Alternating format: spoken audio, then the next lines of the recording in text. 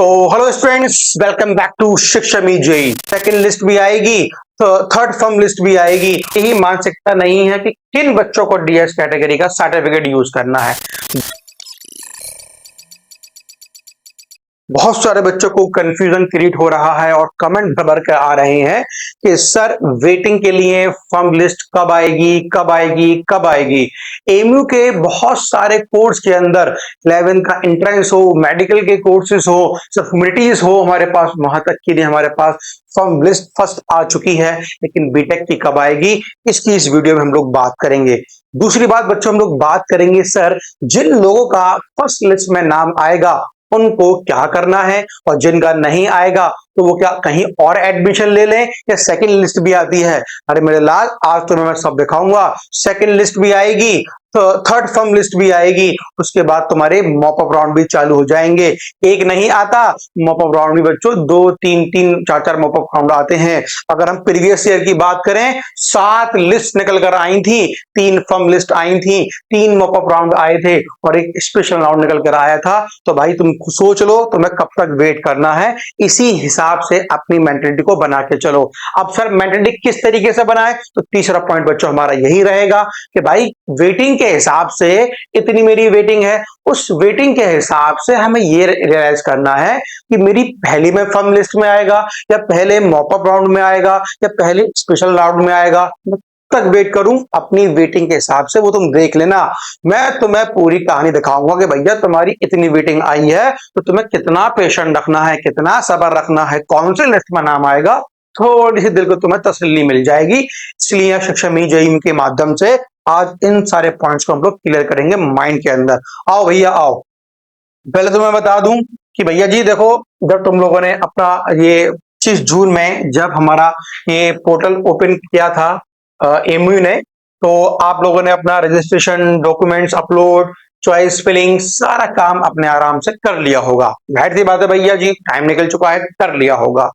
अब sir wait था हमारा कि कल मीन 5 जुलाई में हमारे पास लिस्ट आने की संभावना है। लेकिन हमने क्या देखा, अभी 11th एंट्रेंस की जो संभावना थी 2 दिन बाद फर्म लिस्ट निकल कर आई है। सिर्फ बीटेक में भी ऐसा होगा। मोस्ट प्रोबेबिलिटी है बच्चों, 80% चांसेस हैं कि कल तुम्हारे पास 5 जुलाई के अंदर ही तुम एक्टिव होकर बैठ जाना, पोर्टल को ओपन करके बैठ जाना, लिस्ट आने की संभावना है। हो सकता हो जैसे लास्ट ईयर एक दिन लेट आया था, तो इस साल भी एक दिन, इतना लेट नहीं करेंगे क्योंकि बीटेक का मामला है, इतना लेट नहीं करते। तो 5 की पूरी प्रोबेबिलिटी है 80% के आसपास। लेकिन हाँ, हो सकता हो अगर 5 में नहीं आ पाए तो 6 में आ जाएगी। ठीक है भैया, क्या देखो लिस्ट 3 से लेके 5 जुलाई तक का समय दिया है भैया एमयू ने हम लोगों को। किसके लिए? Preparation and display of the firm list first की जब हमसे ये बात करेगा, ठीक है ना। तो याद रखना बच्चों इस पैरामीटर को, ये बात समझ में आ गई है। अच्छा, अब सर फर्म लिस्ट आ गई है, किन किन बच्चों का नाम उसमें आएगा उसको अपनी वेटिंग को पहले देखना पड़ेगा और इस वेटिंग को कंपेयर करो 2000 पुराने 2024 से 2025 से, कि भाई उसके कंपैरिजन में 2026 में कितनी क्लियर हो जाएगी। तो थोड़ा सा हमारा माइंड रिलैक्स हो जाएगा कि भैया जो कल परसों हमारी फर्म लिस्ट फर्स्ट आने वाली है, हमारा नाम आएगा या नहीं आएगा। ठीक है भैया, आओ जरा समझते हैं इस बात को। अब सुनो भैया स्टेप बाय स्टेप, मैंने कैटेगरी वाइज पूरा बढ़िया चार्ट बनाया है भैया। 2025, 24, 23 को देखते हुए एक मैंने चार्ट बनाया कि कितनी वेटिंग तक तुम्हें कौन सा प्रोडक्शन मिल जाएगा, कौन सी ब्रांच मिल जाएगी, तुम्हारा जो मन है क्या वो मिल पाएगा या नहीं मिल पाएगा, इसके रिगार्डिंग बच्चों बात करनी है। देखो भैया जी, पहली बोल दूं, वेटिंग में नाम है, वेटिंग में नाम है और ज्यादा वेटिंग आई है। तुम सोचो कि सर मुझे एआई मिल जाए, कंप्यूटर मिल जाए, वो संभावना तो बिल्कुल छोड़ के रखना। अब जो सीधी बात मुंह पे कहूंगा भैया जी, कि जो संभावना तुम सोच कर रख रहे हो कि वेटिंग आ रही है तुम्हारी 500, 550 और तुम संभावना रख रहे हो कि मुझे ऐसा ऐसा मिल जाए, तो वो नहीं है। तुम खुद देख लो, तो 3 साल का सर्वे तो मैं निकाल के यहाँ पे दिखा रहा हूं। सुना मेरी बात को। बच्चे बोलते हैं सर जनरल में क्लियर तो हो जाती है, 1000 क्लियर हो जाती है। वे तो 1000 क्लियर हो रही है, तो ब्रांच कौन सी मिल रही है ये भी तो चेक करना पड़ेगा हम लोगों को। समझ में आ गई। लेकिन फिर भी बहुत से बच्चों का ये कहना है कि सर हम लोगों को कोई सी भी ब्रांच मिल जाए, बस एमयू में प्रवेश मिल जाए, ब्रांच कोई सी भी हो। उन लोगों के लिए वीडियो बहुत ही जरूरी है। या देखो बच्चों, लास्ट ईयर की बच्चों हम लोग बात करें, ये पूरा सर्वे निकाला, 1000 के अप्रोक्स आपकी वेटिंग क्लियर हुई है, लेकिन जो ब्रांच अलॉट हुई है वो है हमारे पास फूड, है ना। अब बात करें बच्चों जनरल में, अगर सेल्फ फाइनेंस की बात करें तो उसमें 60 सीटें कम हैं, तो उसके रिगार्डिंग क्या मिली इन लोगों को, केमिकल इंजीनियरिंग से तो अच्छी मिल गई। अरे तो मेरे लल्ला पैसा भी तो अच्छा दिया होगा। अरे सेल्फ फाइनेंस की फीस को 3x से मल्टीप्लाई कर लेना, अगर x फीस तुम्हारी रेगुलर की है तो 3x 4x से मल्टीप्लाई करना, तब जाकर तुम्हें सेल्फ फाइनेंस की सीट मिलेगी। और उसके बाद भी तुम्हें क्या नहीं मिलेगा, हॉस्टल नहीं मिलेगा, मारे मारे फिरोगे। हाँ, तो इसलिए बच्चों टाइप करो कि जनरल कैटेगरी में ही हमारा पहली बार में ही नाम आ जाए।